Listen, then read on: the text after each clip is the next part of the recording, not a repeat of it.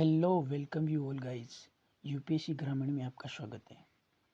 आज मैं आपसे इस मैटर पे बात करने वाला हूँ कि जब आप यूपीएससी जीएस प्रीलिम के पेपर में बैठते हो, जीएस 1 की मैं बात कर रहा हूँ, जहाँ पर कई बार हमको कुछ ऐसे क्वेश्चंस को हैंडल करना पड़ता है जो हमने पहली बार पेश किए हैं, कभी उसको बुक में पढ़ा भी नहीं होता है, लेकिन साल भर जो हमने तैयारी की है, कुछ हमने जो नॉलेज गेन किया है, उस नॉलेज के बेस पर हम उनको आंसर कर सकते हैं।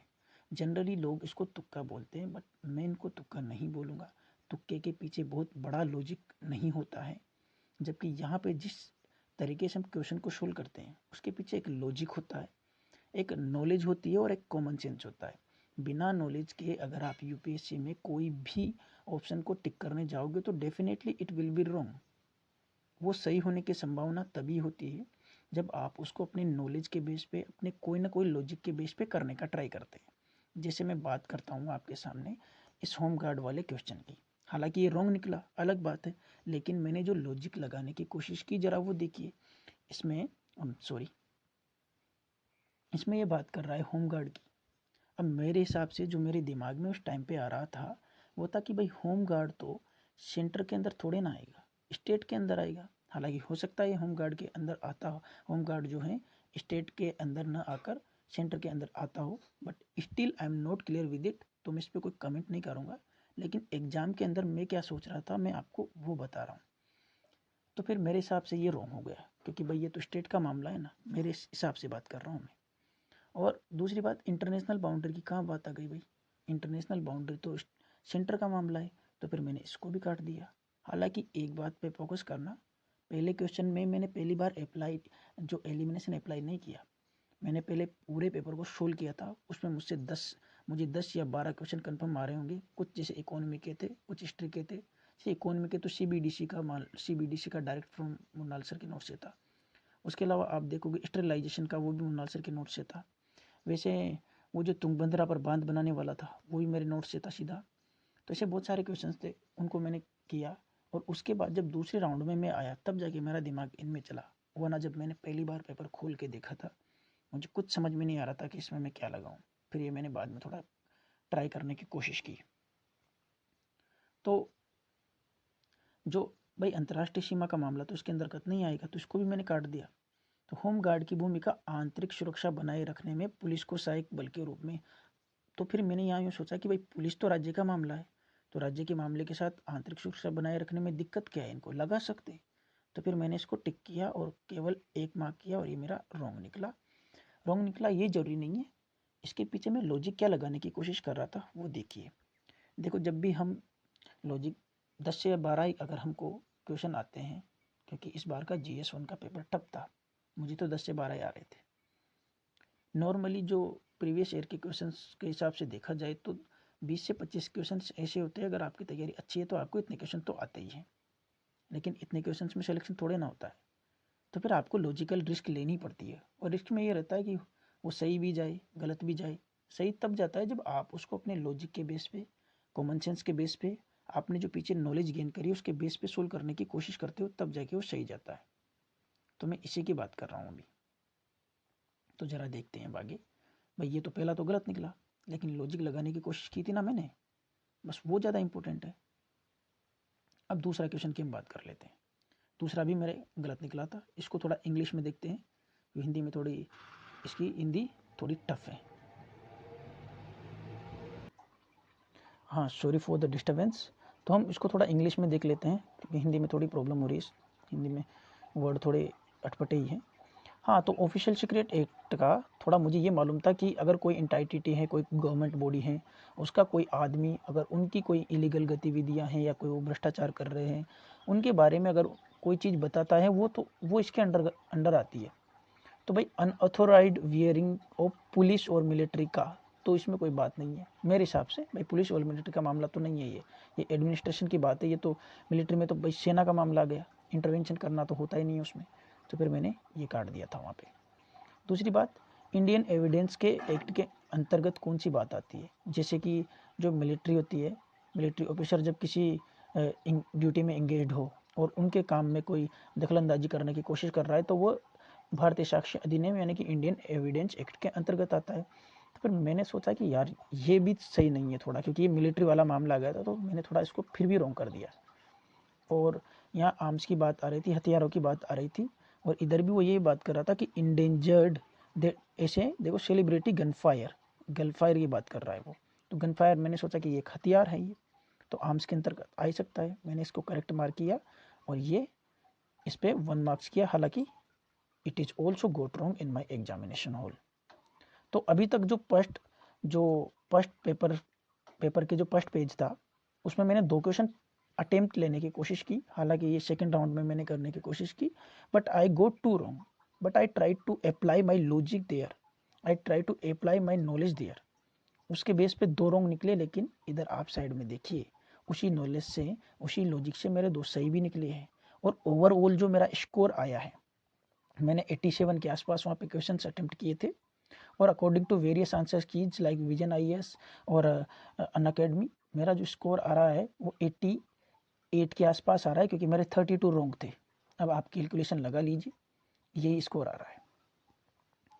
तो अब देखो, लॉजिक यहाँ से स्टार्ट होता है, तीसरे से स्टार्ट होता है लॉजिक, और वो लॉजिक सही होना भी शुरू होता है। जैसे आप देखोगे, ये खेरसोन वाला एरिया है, अगर आपने PT 365 पढ़ी होगी तो भाई खेरसोन इजराइल में कहाँ से आ गया? खेरसोन तो अपने यूक्रेन में है। तो एक तो मामला मैंने पहले ही कट कर दिया कि सभी 3 तो हो नहीं सकते, इजराइल लेबनान में है नहीं ये। अब नारगोना कोराबाग का भी मुझे मालूम था, भाई ये तो आर्मेनिया अजरबैजान इसी बात पे तो लड़ रहे हैं। जब नारगोना कराबाग आर्मेनिया अजरबैजान में है, मोजाम्बिक में नहीं है, तो 2 वाला भी तो गलत हो गया, तो ये दोनों भी गलत हो गए। भाई आर्मेनिया अजरबैजान में तो नारगोना कराबाग है, तो फिर क्यू कहाँ से आ जाएगा? तो फिर मैंने इनको तीनों को रॉन्ग किया कि भाई ये तो तीनों ही नहीं हो सकते, इसका आंसर डी होगा, और आई गॉट करेक्ट। तो भाई यहाँ पे नॉलेज भी काम कर रही है, यहाँ पे कोई आपका तुक्का काम थोड़े ना कर रहा है, यहाँ नॉलेज काम कर रही है। आपको मालूम होना चाहिए था खेरसोन कहाँ है, आपको मालूम होना चाहिए था नारगोना कोराबाग कहाँ है। कीवू के बारे में जरूर मुझे आइडिया नहीं था, लेकिन मुझे ये मालूम था कि नारगोना कोराबाग आर्मेनिया में है, तो फिर ये कीवू इसके साथ गलत मैच किया हुआ है इन्होंने, इस हिसाब से ये आया हुआ था। देखो मैंने यहाँ पे सर्कल भी किया हुआ है, ये सर्कल भी किया हुआ है कि ये सही पूछ रहा है, क्योंकि टेस्ट सीरीज में कई बार मुझसे मिस्टेक्स भी हो जाती थी, मैं इसको यहाँ पे कई बार गलत लिखा हुआ था और मैं उसको सही समझ के मार्क करता था। तो मैं पहले काम यही करता था कि सही पूछा हुआ है या गलत पूछा हुआ है, तो इसका भी ध्यान रखना होता है वहाँ पे। नेक्स्ट क्वेश्चन पे बढ़ते हैं। अब वो पूछ रहा है, देखो ये भी नॉलेज वाला मामला है, यहाँ भी अगर आप एलिमिनेशन अप्लाई कर रहे हो तो विथआउट आपकी नॉलेज काम नहीं करेगी। अब ये काफ़ी पुराना मामला है, एक तरह से करंट अफेयर नहीं कहूँगा मैं इसको, करंट कंटेम्प्रेरी अफेयर कहूँगा, कि इजराइल ने राजनयिक संबंध स्थापित किए हैं किसके साथ? अरब राज्यों के साथ। ठीक है भाई, किए हैं, मालूम है। अरब शांति पहल के तहत सऊदी अरब की मध्यस्थता से। अब मुझे ये मालूम था कि भाई USA और UAE ये मध्यस्थ के तौर, USA आया था और UAE मध्यस्थ के तौर पे था, तो मैंने इसको रॉन्ग कर दिया। अब मैंने देखा 2 गलत कहाँ पे है, तो 2 गलत मुझे यहाँ पे मिल रहा है, मैंने ये करेक्ट मार्क किया और मेरा ये सही निकला। तो 2 लॉजिक मैंने लगाने की कोशिश की, I am not sure in both, लेकिन वो दोनों मेरे करेक्ट निकले। तो कुछ इस तरह से लॉजिक लगाया जाता है, भले आपको उसके बारे में थोड़ी धुंधली जानकारी हो। तो मैं सिर्फ इतना ही कहना चाहता हूँ कि तुक्का एक अलग चीज होती है। तुक्के का मतलब होता है कि you don't know anything and you are trying to mark the answer. लेकिन जो एलिमिनेशन होता है, एलिमिनेशन वो ये होता है कि आपको थोड़ी थोड़ी धुंधली जानकारी है, और उसी जानकारी के बेस पर आप किसी न किसी चीज को डिलीट करके आंसर तक पहुंचने की कोशिश करते हो, दैट इज एलिमिनेशन। तो जरा फिर हम अगले क्वेश्चन पे आते हैं। देखो ये पुरस्कार के बारे में था कि major Dhyanchand award, Arjun award, Dronacharya award. मुझे ये तो मालूम था कि भाई द्रोणाचार्य अवार्ड गुरु को मिलता होगा, तो ये फिर भी मैंने इसको अटेम्प्ट लेने की कोशिश नहीं की। क्यों? क्योंकि बाकी 3 के बारे में मुझे कोई आइडिया नहीं था, तो आई लेफ्ट दिस क्वेश्चन। आगे ऐसे ये शतरंज ओलंपियाड वाला आया था।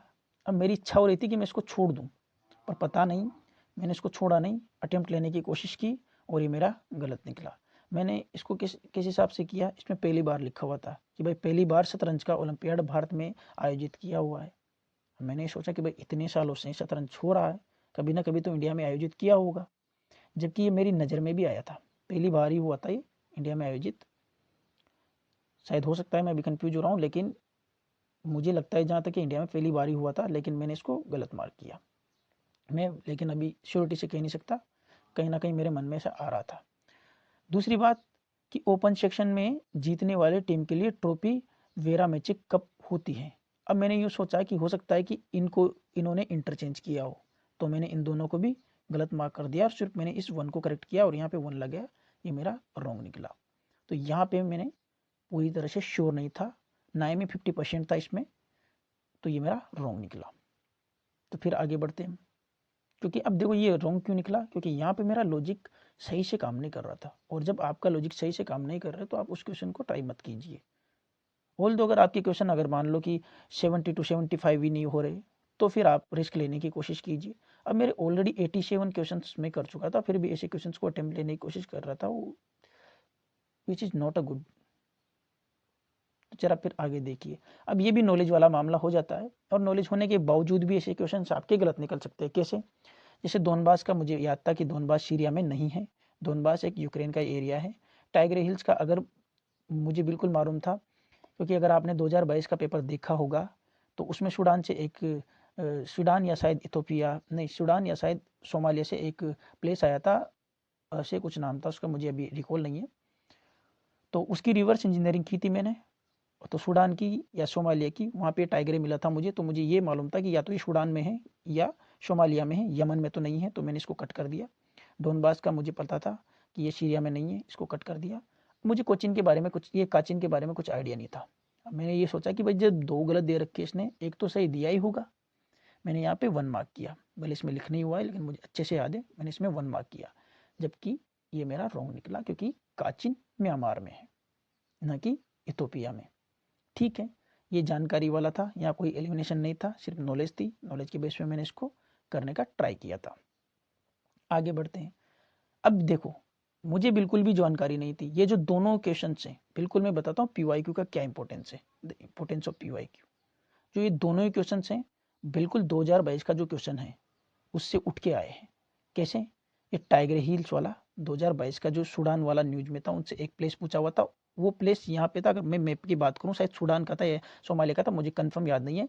यहाँ पे वो प्लेस था जो इन्होंने 2022 में पूछा हुआ था, और इधर टाइगर हिल्स थी, टाइगर जहाँ पे टेरर एक्टिविटी होती थी। मुझे इसलिए मालूम है क्योंकि मैंने मेरे मैप में इनको लोकेट किया था, तो यहाँ पे वो टाइगर था, तो ये एक 2022 के क्वेश्चन से निकल के आया है। दूसरा, ये चार्ट, जब मुझे ये मालूम चला कि इन्होंने ज़्यादातर जो साउथ अफ्रीका जो कॉन्टिनेंट है, उससे ज़्यादा क्वेश्चन पूछे हुए हैं कि वहाँ पे जो इंसर्जेंसी चल रही है, वहाँ पे जो टेरर एक्टिविटी चल रही है, उन प्लेसेस के बारे में इन्होंने ज़्यादा पूछा था। तो मैंने ना एक बार गूगल कर लिया था कि कौन कौन से ऐसे कंट्रीज हैं जहाँ पे इंसर्जेंसी चल रही है, तो वहाँ पे चाड और ये सूडान के बारे में मैंने पढ़ा था, तो इन 2 के बारे में पढ़ा था। तो फिर मैं आंसर तक कैसे पूछा, देखो उसने बोला कि दुर्लभ मृदा तत्वों से समुद्री निक्षेपों की खोज। देखो मैंने इसको काट दिया क्योंकि ये नॉर्मल मामला है और इसमें ज़्यादा दम लग भी नहीं रहा मुझे इस ऑप्शन में। दूसरी बात, इसी से मिलता जुलता कुछ ऐसा था कि सहारा मरुस्थल का दक्षिणाभिमुखी प्रसार।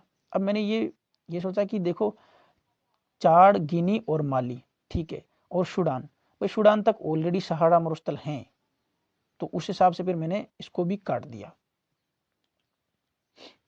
नहीं, सहारा मरुस्थल सूडान तक नहीं आएगा, ठीक है, लेकिन मैं इसमें थोड़ा अभी कंफ्यूज हूँ, लेकिन मैंने इसको क्यों काटा, क्योंकि भाई ये थोड़े दम नहीं लग रहा था मुझे इन दोनों में। अब मैं कंफ्यूज था इनमें कि चीनी सैन्य बेस की तो बात आती है सोमालिया में, और सोमालिया इसमें है नहीं।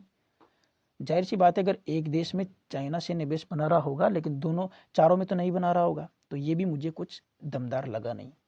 फिर बात आई सैन्य तख्ता पलट की। मुझे मालूम था टेरर एक्टिविटी हो रही है और वहाँ पे गृह क्लेश भी उत्पन्न हो रहा है, तो हो सकता है ये आंसर हो सकता है, और मैंने ट्राई किया इसको, लगाया भी और ये मेरा सही निकला।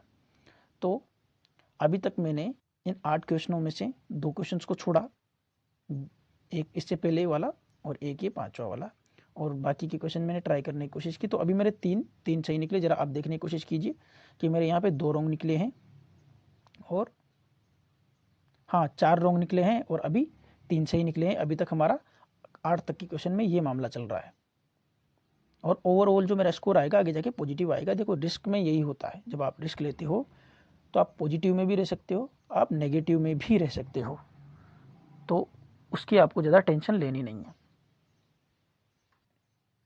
अब ये नेक्स्ट क्वेश्चन देखिए, जाहिर सी बात है किसके बारे में पूछ रहा है ये, जरा इसको इंग्लिश में देखिए, आप ज़्यादा समझ पाएंगे अच्छे से। ये ग्रीन हाइड्रोजन टेक्नोलॉजी की बात कर रहा है। अब जाहिर सी बात है ग्रीन हाइड्रोजन जो टेक्नोलॉजी है एक फ्यूचरिस्टिक टेक्नोलॉजी है, यानी कि ये आगे और भी इवोल्व होगी। और दूसरी बात यहाँ पे उसने पूछा भी हुआ एक्सपेक्टेड, यानी कि इसके सिग्निफिकेंट रोल कहाँ कहाँ एक्सपेक्टेड कर सकते हो आप, फर्टिलाइजर प्लांट में, ऑयल रिफाइनरी में, या स्टील प्लांट में। भाई कहाँ नहीं हो सकता, वो एक्सपेक्टेड की बात कर रहा है। टेक्नोलॉजी भी फ्यूचरिस्टिक टेक्नोलॉजी है, हो सकता है इसमें आज नहीं हो रहा होगा तो हो सकता है कल को हो सकता है, क्योंकि ये टेक्नोलॉजी अभी रिवॉल्व करेगी। इसके एप्लीकेशंस कहाँ कहाँ होंगे और कहाँ कहाँ इंपॉर्टेंट रोल प्ले करेंगे, ये अभी रिसर्च होता जाएगा और आगे बढ़ता ही जाएगा ये। तो इसके हिसाब से ये तीनों सही है। तो यहाँ पे एक ये लॉजिक काम कर रहा था। दूसरा, और ये मेरा सही भी हुआ, दूसरा ये देखो, ये G20 वाला मैंने इसको अटेम्प्ट नहीं किया, इसको इंग्लिश में देखिए, जरा देखिए। अगर मैं इसको अटेम्प्ट करके आता तो ये मेरा सही निकलता, लेकिन जरा देखिए सही निकलने के बावजूद भी मैंने इसको अटेम्प्ट क्यों नहीं किया। मैंने यहाँ मार्क किया हुआ है कि ये दोनों सही है, इसके हिसाब से इसका आंसर सी होना चाहिए, और अकॉर्डिंग टू आंसर की इसका आंसर सी है। लेकिन मैंने इसको OMR में मार्क नहीं किया, इसलिए नहीं किया क्योंकि मैं तुक्का नहीं लगाऊंगा। देखो मेरे मन में तुक्का क्या आया था इसका, कि ये G20 के बारे में पूछा हुआ है। ये भी देखो PYQ से अभी हम 10 क्वेश्चन पे पहुंचे और PYQ से हमको 3 क्वेश्चन मिल गए। G20 2022 में भी आया था, टाइग्रे 2022 के क्वेश्चन से कि रिवर्स इंजीनियरिंग से निकल के आया है। और भी एक और क्वेश्चन किया था हमने, जो अफ्रीका में इंसर्जेंसी चल रही है उससे 3 क्वेश्चन आया। भी हमने सिर्फ 10 क्वेश्चन तक पहुंचे हैं और उसमें 3 क्वेश्चन हमको PYQ से मिल गए, 2022 के पेपर की रिवर्स इंजीनियरिंग से मिल गए। समझे इंपॉर्टेंस ऑफ PYQ, तो ये बहुत ज़रूरी हो जाता है। हाँ, तो G20 के बारे में मैं बात कर रहा था। तो भाई G20 की बात कर रहा है ये, और ये ओरिजिनली कब इस्टेब्लिश हुआ था, फाइनेंस जो मिनिस्टर्स के प्लेटफॉर्म के रूप में स्थापित हुआ था, और जो सेंट्रल बैंक था उनके गवर्नर के डिस्कस के लिए हुआ था, ताकि वो इकोनॉमिक कोऑपरेशन के बारे में बात कर सके, फाइनेंशियल इशू के बारे में बात कर सके। तो मेरे दिमाग में आया कि G20 एक इकोनॉमिक ग्रुप है ही सही, तो जैसी बात है फिनेंस मिनिस्टर से स्टार्ट हुआ होगा, सेंट्रल बैंक के गवर्नर से स्टार्ट हुआ होगा, इकोनॉमिक और फाइनेंशियल डिस्कस उसमें होगा ही, तो उस हिसाब से मैंने इसको करेक्ट मार्क किया। दूसरी बात, डिजिटल पब्लिक इंफ्रास्ट्रक्चर, ठीक है, डिजिटल की बात आ रही है, इकोनॉमी से रिलेटेड है, और इंडिया का ये G20 की प्रायोरिटी का पार्ट है। ठीक है, मैंने थोड़ा दिमाग ये लगाया कि हाँ डिजिटल की बात हो रही तो इकोनॉमी से रिलेटेड आ रहा है और इंडिया G20 का पार्ट है, तो ये उसका पार्ट हो सकता है। लेकिन मैं कंफ्यूज था इस पब्लिक के साथ, देखो मैंने इस पर सर्किल भी किया हुआ है, अच्छे से देखो। तो मैं पब्लिक के साथ कंफर्म नहीं था कि यार पब्लिक की बात हो रही तो इंडिया के अपनी जनता के रिगार्डिंग बात कर रहा होगा, तो इसीलिए मैं इसमें कंफ्यूज था, और इसमें कंफ्यूजन के चलते मैंने इसको मार्क नहीं किया। पहला लॉजिक तो मेरा ये लग रहा था। दूसरा लॉजिक मेरा ये लग रहा था कि जो 2022 का जो क्वेश्चन आया था G20 का, उसमें भी दोनों ऑप्शन अटपटे दिए हुए थे और वो दोनों ही सही निकले थे आगे जाके, उस हिसाब से इसका आंसर भी सी होना चाहिए, ऐसा मैं सोच रहा था। फिर मैंने सोचा भाई ये तो बेट हो गई ना, ये तो तुक्का हो गया, मैं तुक्का क्यों लगाऊं, मेरा कोई लॉजिक नहीं लग रहा है इसके पीछे, तो मैं इसको नहीं लगाऊंगा, इसीलिए मैंने इसको छोड़ दिया। अब जरा देखो, यूट्यूब बाबाओं की ट्रिक यहाँ पे आके फेल हो जाती है। यूट्यूब बाबा ट्रिक के बेस पे UPSC प्रीलिम को सोल्व करने की कोशिश करते हैं। कैसे सोल्व करने की कोशिश करते हैं कि एंड लिखा आ रहा है, दूसरी बार भी एंड लिखा आ रहा है, तो ये रॉन्ग हो जाएगा, और इसको काट देंगे, इसको काट देंगे, और वो बोलेंगे कि इसके साथ नहीं जाना है, डी वाले के साथ बचाइए, इसका आंसर ये होगा, रॉन्ग हो जाता हो। तो सिर्फ मैं इतना कहना चाहता हूँ, बेकार में कोई तुक्के लगाने की जरूरत नहीं है। अगर आपका कोई नॉलेज है उसके पीछे, अगर आप उस क्वेश्चन के पीछे कोई लॉजिक अप्लाई कर पा रहे हो, तो ही उसको अटेम्प्ट करने की कोशिश कीजिए, बिना बात के तुक्का मत मारिए। भाई UPSC कोई पैटर्न फॉलो नहीं करता कि भाई वो, हाँ जरा देखिए यूट्यूब बाबा क्या कहते हैं कि जब भी ऐसे सिंगल स्टेटमेंट के टाइप क्वेश्चन होंगे इस टाइप के, तो उनका आंसर B और C में से ही होगा। ये ऐसे यूट्यूब बाबा के जो गेस्ट मास्टर्स हैं वो बोलते हैं। भाई रॉन्ग हो गया ना यहाँ पे, मैं गया ही नहीं उनके साथ, मुझे मालूम था कि मेरे जो लॉजिक बोलेगा मैं उसके साथ जाऊँगा, मैं कोई ट्रिक फॉलो नहीं करूँगा, और मैं इसमें हम पॉजिटिव, मेरा 88 के आसपास मेरा स्कोर बन रहा है। दो दो क्वेश्चन मेरे 50-50 थे, मैंने उनको काउंट नहीं किया, मैंने उसको रॉन्ग मार्क किया, इसलिए मेरा 88 बन रहा है, अदरवाइज ये ज़्यादा भी हो सकता है। 2 क्वेश्चन जो मैंने अभी आपके सामने बताए G20 वाले, मैंने पेपर में मार्क किए हैं, लेकिन OMR में नहीं लगाए, क्योंकि मुझे लग रहा था कि ये रॉन्ग हो सकते हैं, और मैं ऑलरेडी 87 क्वेश्चन कर चुका था, और ये मेरे सही निकलते तो ये मार्क्स और भी बढ़ जाता, लेकिन मैंने रिस्क नहीं ली। जरा इसको देखिए, बोल रहे कि कुछ इंडियन हिस्ट्री के अकॉर्डिंग कुछ नाम दिए इन्होंने, अलेक्जेंडर रीड है, रीड नहीं अलेक्जेंडर री है, AH लॉन्गहस्ट हैं, रॉबर्ट शेवेल हैं, और जेम्स बुर्गेस हैं, एंड वाल्टर एलियट है। तो ये किसके साथ जुड़े हुए हैं? देखो अब जब ऐसे क्वेश्चन आए ना, वहाँ पे लॉजिक ये होना चाहिए कि सबसे स्ट्रॉन्ग कौन सा है इसमें। देखो, establish English press in colonial era, तो जाहिर सी बात है कि ईस्ट इंडिया कंपनी की जो मेन पावर है कोई भी चीज़ की इस्टेब्लिशमेंट की, तो वो तो गवर्नर के पास है ना। तो इसमें से कोई भी एक मुझे ऐसा नाम नहीं दिख रहा जो गवर्नर से रिलेटेड हो, तो फिर मैंने इसको तो काट दिया। ऐसे चर्च की स्थापना की बात कर रहा है वो, तो भाई ये काम ईसाई मिशनरियों का था, 1813 में उसको अलाउ किया था। दूसरी बात, अगर स्थापित भी करता तो कोई गवर्नर वगैरह का नाम आता, तो वो यहाँ पे नहीं है, तो फिर मैंने इसको भी काट दिया। दूसरी बात, construction of railway in colonial era, फिर रेलवे की बात कर रहे हैं, फिर ये काम किसका होना चाहिए भाई? 1853 तक तो डिसेंट्रलाइजेशन किया ही नहीं था पावर का, सारी पावर तो गवर्नर जनरल के पास ही थी ना, तो वो भी यही काम करेगा। और फिर यहाँ गवर्नर जनरल नहीं दिख रहा, फिर मैंने इसको काट दिया। बचा क्या? Archaeological excavations, sorry for the pronunciation if I am pronunciating wrong. तो अब एक तो लॉजिक चला मेरा यहाँ पे कि भाई ये जो काम करेंगे ये गवर्नर जनरल करेंगे, तो गवर्नर जनरल इन्हें है नहीं, मैंने इन तीनों को काट दिया, बचा ये। पहला लॉजिक तो ये लग रहा था। दूसरा लॉजिक आप ये भी लगा सकते हैं यहाँ पे, हालांकि मैंने लगाया नहीं, मैंने इसके बेस पे इसको किया था। दूसरा लॉजिक ये भी हो सकता है कि भाई सबसे स्ट्रॉन्ग आंसर कौन सा है इसमें, इंडियन हिस्ट्री के सेंस में बात कर रहा है वो, देखिए यहाँ पे इंडियन हिस्ट्री की बात कर रहा है, और इंडियन हिस्ट्री के सेंस में सबसे बेस्ट आंसर आपको क्या लग रहा है? ये इंग्लिश प्रेस की स्थापना करना, या चर्च की स्थापना करना, और रेलवे की स्थापना करना, ये इन्फीरियर पॉइंट है। सबसे बेस्ट पॉइंट यहाँ पे ये दिखाई दे रहा है, लेकिन ये इतना बेस्ट लॉजिक नहीं है। जो नॉलेज के बेस पे जो लॉजिक लगता है वो यही है कि भाई ये काम गवर्नर जनरल का हो सकता है। तो फिर बचा क्या? यही बचा। इस हिसाब से मैंने इसको मार्क किया था और ये मेरा सही निकला। अब देखो, मैंने बोला ना कि बेफालतू में तुक्के मारने की कोशिश नहीं करना चाहिए। मुझे इसके बारे में, बेशनगर के बारे में, भज के बारे में और शीतल वनवास के बारे में कुछ मालूम नहीं था, मैंने इसको अटेम्प्ट भी ही नहीं किया। तो ये देखिए, ये मेरा करेक्ट निकला था, ये भी मेरा करेक्ट निकला था। आगे बढ़ते हैं। देखो, ये एक और रॉन्ग निकला मेरा, और एक इस हिसाब से रॉन्ग निकला। जरा ये बोल रहा है कि 7 अगस्त को राष्ट्रीय हथकरघा दिवस यानी कि नेशनल हैंडलूम डे मनाया जाता है, ठीक है। और क्यों मनाया जाता है? कि 1905 में 3 स्वदेशी आंदोलन शुरू किया था। मुझे ये तो मालूम था कि 1905 में स्वदेशी आंदोलन शुरू किया गया था, लेकिन मुझे ये नहीं मालूम था कि अगस्त में शुरू किया गया था या 7 अगस्त में शुरू किया गया था। तो मैं थोड़ा कंफ्यूज था इसके साथ, और मैंने इसको रॉन्ग कर दिया कि हो सकता है वो अप्रैल में हुआ हो सकता है वो सितंबर में हुआ हो, अगस्त में थोड़ी ना हुआ है। फिर मैंने इसमें ढूंढा कि 2 रॉन्ग कहाँ पे हैं, तो 2 रॉन्ग यहाँ पे हैं ये, और मैंने इसको मार्क किया, जबकि मेरा ये गलत निकला। क्यों? क्योंकि ये दोनों ही कथन इसमें सही हैं, यानी कि इसका आंसर ये होना चाहिए, नहीं, इसका आंसर ए होना चाहिए, लेकिन ये गलत निकला। अब जरा यहाँ पे एक बात नोटिस करने की है कि यूपीएससी ने इस बार जो आंसर पूछा हुआ है, इसके बेस पे आप एक पॉइंट नोट कर लो कि जो मेजर इवेंट हैं, मेजर इवेंट,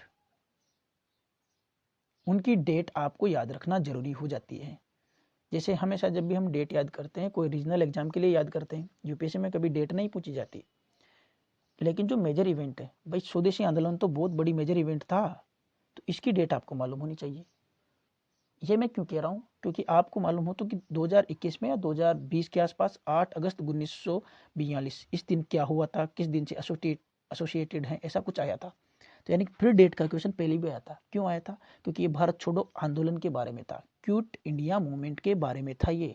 और quit India movement again is a major event in Indian national movement. तो उसके हिसाब से आपको देखना है। और कौन कौन सी मेजर इवेंट है जिनकी डेट आपको याद रखनी चाहिए? स्वदेशी आंदोलन की इसने बता ही दिया। दूसरी बात, जो नमक सत्याग्रह, दांडी मार्च हो गया, असहयोग आंदोलन हो गया, और उसके बाद मेजर इवेंट आप कौन सी देखने को मिलेगी आपको? सविनय अवज्ञा आंदोलन हो गया, और लास्ट में क्विट इंडिया मूवमेंट है सही। तो ये कुछ 4-5 हैं, तो इनकी डेट अब से इस क्वेश्चन को देख के हम ये कह सकते हैं कि अब से डेट भी इंपॉर्टेंट हो जाती है, लेकिन मेजर इवेंट्स की। आगे बढ़ते हैं। अभी भारतीय ध्वज संहिता वाला मुझे कोई आइडिया नहीं था इसके बारे में, फिर भी मैंने इसको मार्क करने की कोशिश की। देखो, यहाँ सही बताऊंगा मैं ईमानदारी से, मैंने यहाँ तुक्का लगाने की कोशिश की, वो मेरा रॉन्ग निकला। देखो क्या लगाने की कोशिश की मैंने, यहाँ पे आ रहा है 3:2। मैंने देखा कि यहाँ पे 600 और 400 दे रखा है, इनको भी मैं काटूंगा तो आगे जाके 3:2 आएगा। यूपीएससी में ने कोई ना कोई लॉजिक छुपा रखा है इसमें, और इसलिए मैंने दोनों को सही मार्क कर दिया, और उसका आंसर ए किया। ये गलत निकला मेरा। तो I try to apply some logic, but वो लॉजिक करेक्ट लॉजिक नहीं था, और इसलिए रॉन्ग निकला। देखो, ये एक कोई लॉजिक वॉजिक नहीं लगेगा यहाँ पे। ये एक नॉलेज का क्वेश्चन है, नॉलेज के बेस पे ये क्वेश्चन कर सकते थे आप। आपको मालूम है कि 26 नवंबर 1949 को भारत के संविधान ने की प्रारूप समिति तैयार नहीं हुई थी, तैयार पहले ही हो गई थी 1949 से। भाई इस दिन तो संविधान लागू हुआ था। तो ये मेरा रॉन्ग, ये मैंने रॉन्ग कर दिया। और 2 कहाँ पे गलत है, यहाँ पे। और ये सही था ही सही, भाई 26 नवंबर को हम मनाते ही हैं, तो ये सही निकला। नॉलेज की बात थी, यहाँ पे कोई लॉजिक वगैरह नहीं लगेगा। ये क्वेश्चन मुझे आता ही नहीं था, मुझे नहीं मालूम था स्विट्जरलैंड की क्या स्थिति है। मुझे नहीं मालूम था कि वो उसमें दूसरा विशालतम रिजर्व है या नहीं। इसमें कोई ना कोई गलती भी मुझसे हो सकती थी, इसलिए कोई जानकारी भी नहीं थी। मैंने सोचा नहीं करना चाहिए, इसको नहीं किया। तो जहाँ पे आपका लॉजिक लग रहा हो वहाँ पे लॉजिक लगाने की कोशिश करो। अगर हम 15 क्वेश्चन भी छोड़ देंगे तो भी 85 क्वेश्चन बन रहे हैं। तो आप कोशिश यही कीजिए, जब भी पेपर खोलो ऐसे क्वेश्चंस को ढूंढ लो कि मैं कम से कम 10 क्वेश्चन मुझे ऐसे फाइंड करने जो मुझे करने ही नहीं है, क्योंकि 90 से ऊपर तो भाई जाना भी नहीं है। आपकी इच्छा हो रही तो जाइए, मेरा तो टारगेट यही रहता है कि मैं 90 से ऊपर नहीं जाऊँगा। तो आगे देखिए ज़रा, ये भी मेरा सही निकला। अब मैंने इसको किस बेस पे किया था, इसको इंग्लिश में देखिए आप। इसमें देखो वो बात कर रहा है कि recently the United states of America and the European union launch the trade and technology council. ठीक है, मैंने कहा भाई लॉन्च की होगी, स्टेटमेंट को 1 करेक्ट मानते हैं, पहली बात। तो दूसरी बात, यूएसए और ईयू इसमें क्या क्लेम कर रहे हैं कि वो क्या करेंगे, जो टेक्नोलॉजिकल प्रोग्रेस होगी और फिजिकल जो भी प्रोडक्टिविटी होगी उसको कंट्रोल में लाएंगे। कंट्रोल बहुत बड़ी चीज़ है। कंट्रोल एक देश की सोवेनिटी यानी कि संप्रभुता को ख़त्म कर देती है। आप रेगुलेट यहाँ पे कोई वर्ड यूज करते तो मैं उसको करेक्ट मान सकता था, लेकिन कंट्रोल, नियंत्रण बहुत बड़ी बात हो जाती है। भाई एक देश का दूसरे, ईयू क्या है, एक इंटरगवर्नमेंटल बॉडी, ग्रुप है एक ये देशों का, और उसके ऊपर आप कंट्रोल कर रहे हो। तो मैंने इसको काट दिया। 1 जैसे 2, जो 2 गलत कहाँ पे मिला मुझे, यहाँ पे, तो मैंने सी मार्क किया और ये मेरा सही निकला। अब जरा यहाँ पे देखिए कि यूट्यूब बाबा अगर यहाँ पे गेस्ट मास्टर गिरी करवा के आपका गलत कैसे करवाते। वो क्या बोलते कि यहाँ पे इंटरनेशनल ऑर्गेनाइजेशन दिया हुआ है यूरोपियन यूनियन, और एंड भी दिया हुआ है, ये आपका रॉन्ग हो जाता। 1 रॉन्ग ढूंढते आप, कहाँ पे मिलता आपको, यहाँ पे, और आप डी लगाते और आपका गलत निकलता। भाई गेस्ट मास्टर गिरी के चक्कर में मत पड़ो, लॉजिक लगाओ। लॉजिक क्या है, इसीलिए मैं बोलता हूँ यूपीएससी में तुक्का नहीं, लॉजिक चलता है। और लॉजिक भी कहाँ से आता है, नॉलेज से आता है। तो ये क्वेश्चन सही हुआ। दूसरा वाला देखिए। अब देखो यहाँ पे मैंने क्या सोचा था, यहाँ पे इंग्लिश देखने की कोई जरूरत नहीं है। यहाँ पे देखिए कि जो भारत का जो ग्लोबल एक्सपोर्ट है उसमें 3.2% की हिस्सेदारी है। अब मैंने यहाँ पे ये लॉजिक लगाया 3.2 ही क्यों, 3.1 क्यों नहीं, 3 क्यों नहीं, 4 क्यों नहीं, 2 क्यों नहीं, 2.99% क्यों नहीं, इतना श्योरिटी से कैसे बोल रहा है। मैंने इसको गलत किया। और 1 गलत कहाँ देखा मैंने, सीधा यहाँ पे। मैंने दूसरा पढ़ा ही नहीं, मैंने सीधा देखा कि 1 गलत कहाँ पे, क्योंकि मैं श्योर था कि ये तो पक्का गलत है। दूसरी बात, मैंने एक हल्की सी नज़र इस पे मार ली थी, पीएलआई, यानी कि कुछ विदेशी कंपनियों को भी पीएलआई योजना का लाभ मिल रहा है। तो मुझे मालूम था कि गुजरात में सेमिकॉन इंडिया स्थापित होने जा रही है और उसको सेमीकंडक्टर को पीएलआई के अंडर शामिल किया गया है। तो ये नॉलेज वाली बात भी है, यहाँ पे कोई तुक्का नहीं लगा रहे, आपके पीछे नॉलेज चल रही है कि सेमिकॉन इंडिया को अलाउ किया गया है इंडिया में, और वो सेमीकंडक्टर प्रोड्यूस करेगी और उसको पीएलआई का फ़ायदा मिलेगा। तो इस हिसाब से ये मैंने सही मार्क किया है। तो डोंट ट्राई टू अप्लाई तुक्का, just try to apply your elimination knowledge. अब जरा आगे देखते हैं।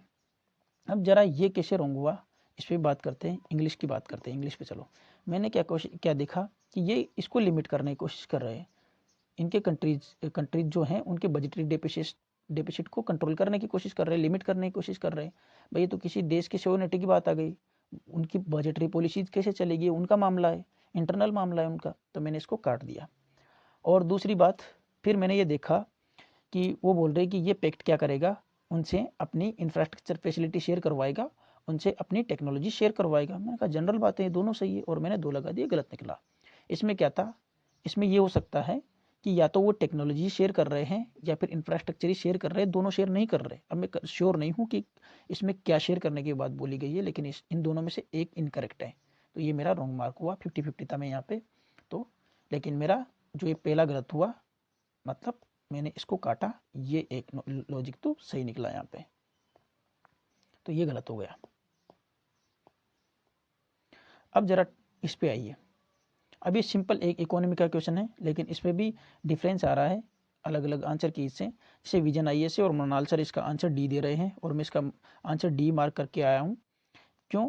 देखो सुनो, डी मैंने कैसे, ये सारे ऋण की बात कर रहा है, सारे ऋण में बहुत सारे ऋण भी आ जाते हैं जो कई बार सूक्ष्म एमएसएमई की बात कर रहा है, तो वो प्राइवेट सेक्टर के लैंडिंग के अंदर सारे ऋण को हम काउंटर नहीं कर सकते। कोई ना कोई ऐसा ऋण हो सकता है जो प्राइवेट सेक्टर लैंडिंग में नहीं आता हो, भले वो एमएसएमई को ही दिया हुआ। हालांकि ये बात अलग है कि एमएसएमई को दिया गया ऋण प्राइवेट सेक्टर लैंडिंग में आता है, प्राथमिकता प्राप्त क्षेत्र में आता है, लेकिन इस सभी के साथ में डाउट में था, तो मैंने दो को काटा पहले।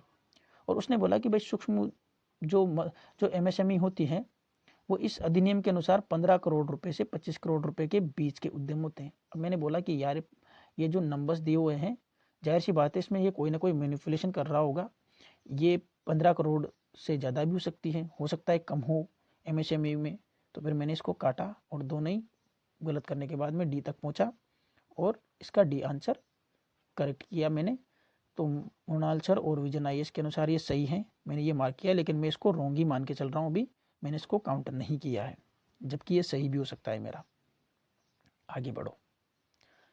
देखो आगे इस क्वेश्चन में कोई नॉलेज नहीं, कोई आपका एलिमिनेशन नहीं लगेगा, जस्ट ये नॉलेज का क्वेश्चन है, direct from the Mrinal sir के नोट से हैं। ये देखो, इसको इंग्लिश में देखिए क्योंकि मैंने मृणाल सर के नोट्स इंग्लिश में पढ़े हैं भी इंग्लिश में ही हालांकि।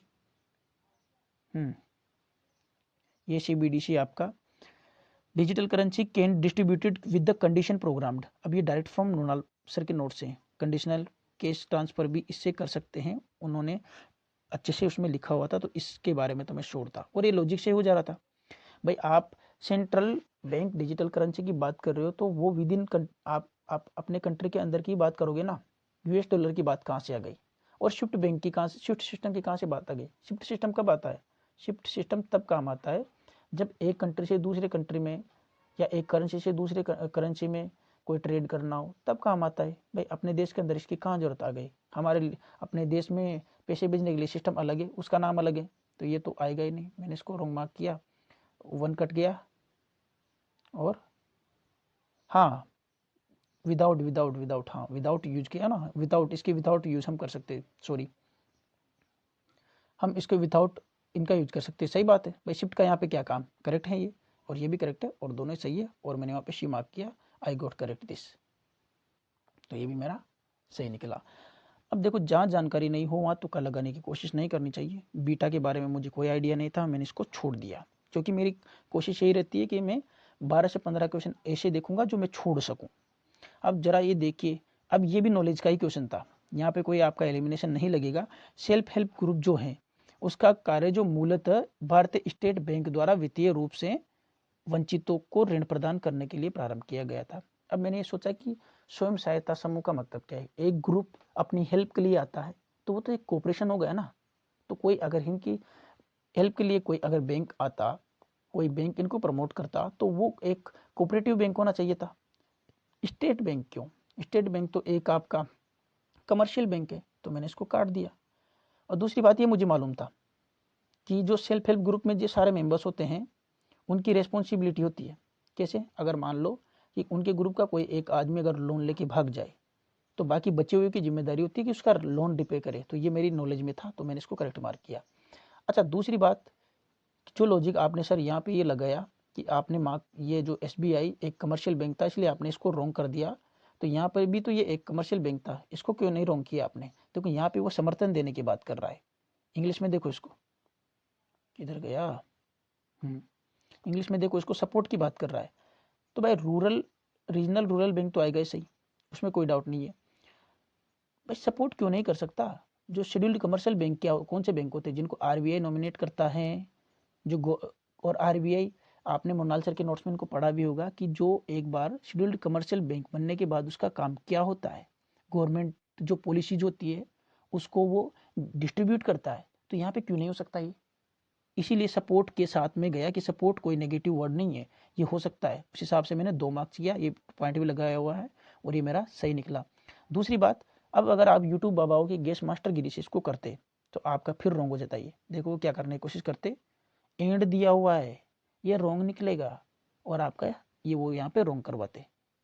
तो लॉजिक के साथ जाओ, ना कि यूट्यूब बाबाओं की गेस्ट मास्टरगिरी के साथ जाओ। This is the last question of this video, क्योंकि मैं इस वीडियो को 4 पार्ट में बनाऊंगा, 25 25 25 इस तरह से क्वेश्चन करके, ताकि वीडियो भी लंबा ना हो। देखो देखो इंग्लिश में पढ़ने का एक फ़ायदा होता है, आप हिंदी मीडियम से हो तो इसका मतलब ये नहीं कि मैं इंग्लिश पढ़ूंगा ही नहीं। इंग्लिश नहीं पढ़ने से बहुत सारे क्वेश्चन रॉन्ग होते हैं, इसीलिए मैं कोशिश करता हूँ कि पहले क्वेश्चन को इंग्लिश में पढूं, उसके बाद फिर मैं हिंदी में आता हूँ। तो ज़रा यहाँ पे देखिए क्या लिखा हुआ है यहाँ पे, कि जो इंडिया का जो पब्लिक सेक्टर है ना, वो लार्जली लिखा हुआ है यहाँ पे, फोकस करता है क्यूरेटिव केयर पे विद लिमिटेड, भाई नेगेटिव वर्ड है ये, limited preventive and primitive and एक, हाँ, रिहेबिलिटिव केयर। तो ये बोल रहा है कि बस बहुत बड़े स्तर पर जो है, अब इसकी हिंदी देख लो अगर ज़्यादा समझ नहीं आ रही तो, कि जो इंडिया का जो पब्लिक सेक्टर का जो स्वास्थ्य प्रणाली है, वो केवल सीमित निरोधक जो चीज़ें हैं, वर्धक चीज़ें हैं, पुनर्स्थापक देखभाल पे फोकस करता है, सिर्फ रोगनाशक पे फोकस करता है, और चीज़ों पे फोकस करता ही नहीं, और वो भी सीमित रूप से करता है। तो ये नेगेटिव वर्ड मुझे लग रहा था, तो मैंने इसको काट दिया। अब बचा क्या कि स्वास्थ्य देखभाल का काम विकेंद्रीकृत योजना के तहत, यानी डिसेंट्रलाइजेशन के तहत किनके पास आएगा, प्राथमिक रूप से राज्य के पास आएगा। ये जाहिर सी बात है, पॉलिटिकल क्वेश्चन है किसमें, कि भाई समूर्ति जो स्वास्थ्य हैं वो राज्य सूची का विषय है, उस हिसाब से सही है। मैंने देखा एक सही कहाँ है, एक सही मुझे कहाँ पे मिला, सी पे मिला, और मैंने इसका सी मार्क किया और ये मेरा सही हुआ। तो ये था आज की वीडियो का एंड, और आगे की वीडियो के लिए बने रहेगा, मैं भी लाता रहूँगा। ताकि देखो इस वीडियो को लाने का पर्पज यही है, क्योंकि आप ये देखोगे इंग्लिश मीडियम में लॉजिकल एलिमिनेशन कैसे अप्लाई करते हैं, इसके वीडियो की भरमार आपको मिलेगी। हिंदी मीडियम में मैंने बहुत सारे चैनल्स देखे हैं, कहीं भी आपको लॉजिकल एलिमिनेशन अप्लाई करने के लिए कोई एक अच्छा सा यूट्यूब चैनल नहीं है जहाँ पे इन चीज़ों को बताया जाए, हिंदी मीडियम वाले बच्चों को बताया जाए कि वो अपना प्री खुद क्लियर कर सके। मैंने खुद PYQ के बेस पे, या बहुत सारे इंग्लिश मीडियम जो चैनल्स थे, जो यानी कि हमको आइडिया कहाँ से मिलता है, कोई आदमी जो पेपर देने बैठा हुआ हो और उसने कट ऑफ क्लियर किया हो, और वो अपने पेपर में उसने कैसे सोल्व किया इस बेस पे अगर बता रहा हो, तब ये डेवलप होता है। और दूसरा PYQ से डेवलप होता है। तो एक दो चैनल थे जिन्होंने अपने पूरे 2 घंटे का 2022 का पेपर डिस्कस किया था कि हमने कैसे बैठ के उसको पूरा सोल्व किया था। तो वहाँ से मेरा लॉजिकल गेस का डेवलप हुआ था कि लॉजिकल गेसिंग करते कैसे हैं। और इसलिए मैंने ये फिर मेरे दिमाग में आया कि यार हिंदी मीडियम वालों को बताना चाहिए, क्योंकि मैं खुद भी हिंदी मीडियम से हूँ, लेकिन हिंदी मीडियम में मुझे ऐसा कोई मिला नहीं है जहाँ पे कोई ऐसा चैनल हो। That's why I started this. So thank you for this. If you like this session, then please share this and support this. Thank you.